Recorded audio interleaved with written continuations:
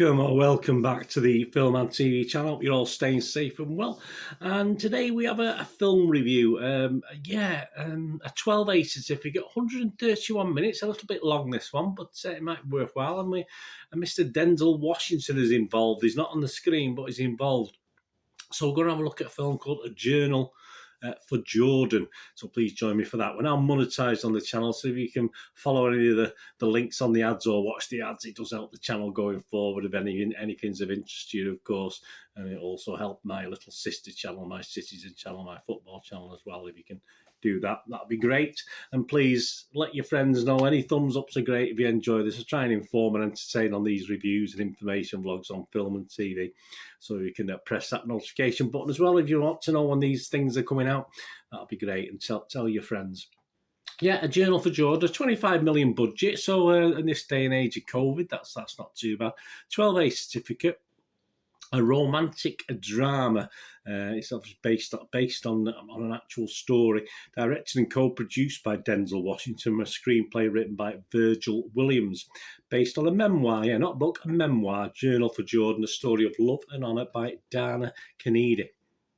The film stars Michael B. Jordan, excuse me, who also co-produced the film, and Shanti Adams in the lead roles, along with Yalan Christian, Robert Wisdom, and Tamara Tooney in supporting roles. And it's based on a true story of First Sergeant Charles Monroe King. Charles, that's a good name, isn't it?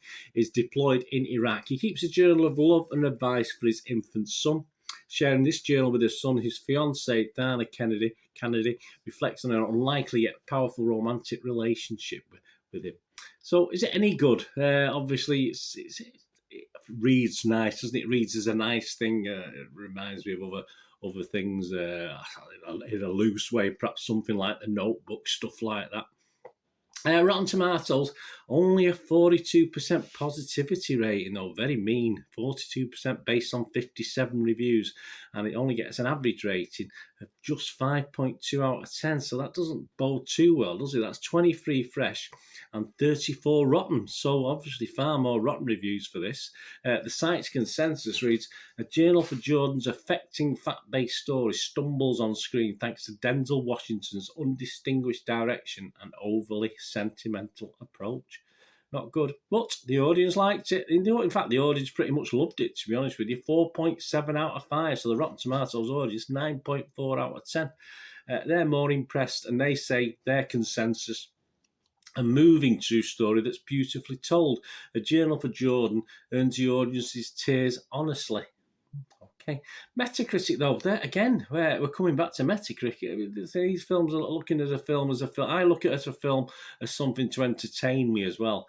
So perhaps the critics are being a bit harsh, but perhaps they have a reason for this in the way it was put together, this film.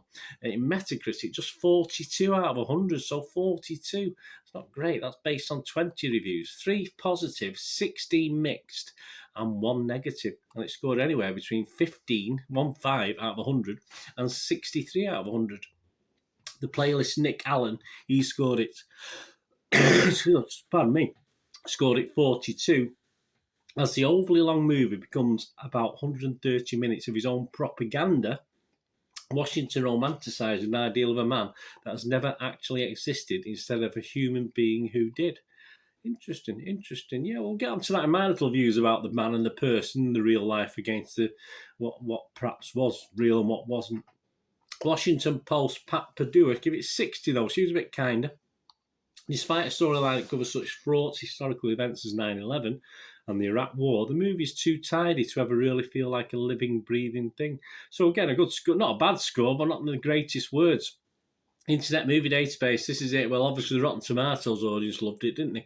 But yeah, the Joe Public, the guys who lead the scores and reviews on Internet Movie Database, not as overly convinced. 5.8 out of 10 average. 395 scored it between 6 and 9, and 182 scored it between 2 and 5. So again, not overly convinced. You're talking about a 50 to 55% positivity rating on that one.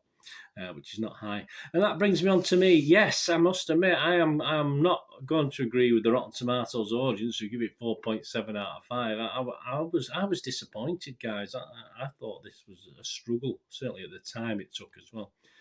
apart from a very, very touching final chapter, which was very touching. I'll give it that. So I'll say apart from perhaps the last 15, 20 minutes, I thought it was all a little weak and so similar and sometimes annoying. I found the actual obviously the relationship annoying at times, and I'm not saying that's how the relationship was, but it just so similar. I mean, some of the things, some of the storylines, as in any romance, obviously the ups and downs are very similar, and there's nothing new in this, and it's just a basic story. But I did find the relationship a bit of a struggle at times, which is unfortunate.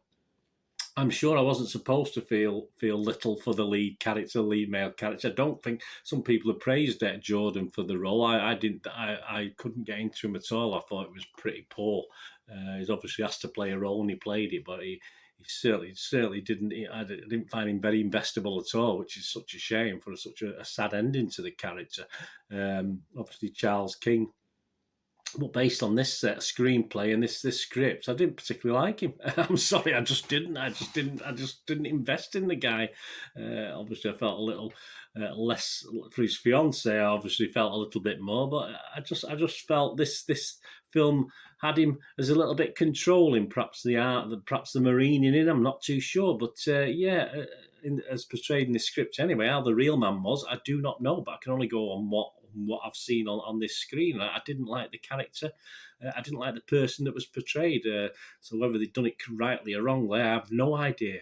My apologies. I don't know the person. I can't comment. But all I'm saying, as far as this film's concerned, I didn't like him. I didn't like the character. And it's not the sort of feel I want from a lead character who obviously we know has such a sad end, and obviously a lad growing up without his dad, etc. But I just didn't want that feel, and I got it, and that sort of for me ruined the film. Pretty much ruined the film for me. Shanti Adams, of course, as I said, there is definitely watchable. But that's not a lot of use on her own, isn't it? In a romantic drama with her, and obviously the other main component would be her husband, who didn't work for me. As I said, the ending was very, very poignant, but it took too long to get there. As I said, it did. I did find it moving and upsetting, but over 2 hours, just too long. This film for what we got in it, disappointing. I do want these sort of films to make me smile, make me sad, want me to stick up and feel unhappy and feel happy as well. But that final chapter, of course, brought a tear to the eye. But sadly, not much elsewhere in one character that I didn't particularly like. I didn't particularly invest in. And obviously, if you're going to watch a romantic drama of two people, you've got to be invested in both of them, haven't you? And I certainly wasn't. I will give it a mark, but again, I'm nearer the internet movie. I'm probably lower than them average, but I'm only going to give it a 5 out of 10, guys. I'm sorry, I'd love to have scored it more. And yes, for that last 20 minutes, yes, I will score it highly because it's very sentimental, very poignant. But no, I wasn't impressed with that, Mr. Washington as his sort of vehicle that he put out here. I just thought it wasn't very good. Let me know what you think, guys. Anyway, so sometimes it's opinions, isn't it? Let me know your opinion, please, on this film. As I said, the subject matter, I was hoping I would feel a little bit differently, but for whatever reason, I just didn't. Anyway, thanks for watching, guys. Whatever you're going to do rest day, have a great one. Catch yourselves, catch your friends, catch your families. More importantly, let's all look after each other. To meet here again on the Film and TV channel. I only ask one thing, don't I? Please stay safe, everyone. Thanks for watching, and bye for now.